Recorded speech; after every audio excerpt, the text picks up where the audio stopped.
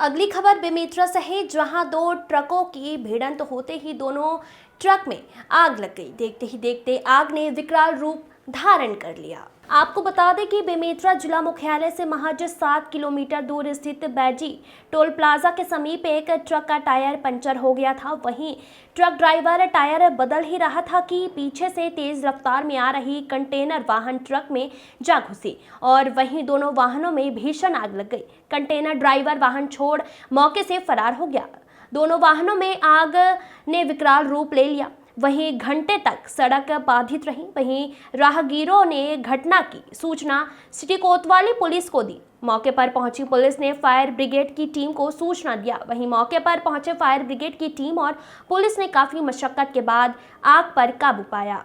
गोविंद दास, मानिकपुरी की रिपोर्ट। आज सुबह बैजी टोल प्लाजा के पास यह सूचना मिली कि एक ट्रक रोड किनारे खराब खड़ी थी, जिसे पीछे से एक कंटेनर ने ठोकर मार दिया और ठोकर लगते ही मौके पर दोनों गाड़ियों में आग लग गई है, जिसे फायर ब्रिगेड की सहायता से बुझाया जा रहा है। इसमें ट्रक का ड्राइवर टायर बदल रहा था, जिसे चोट लगी है, संभवतः पैर टूटने से सूचना मिली है, जिसे जिला अस्पताल इलाज के लिए भेजा गया है। और भी वाहन है, उसमें से किसी व्यक्ति और किसी प्रकार की जनहानि की सूचना नहीं मिली है। फायर ब्रिगेड की सहायता से बुझाया जा रहा है।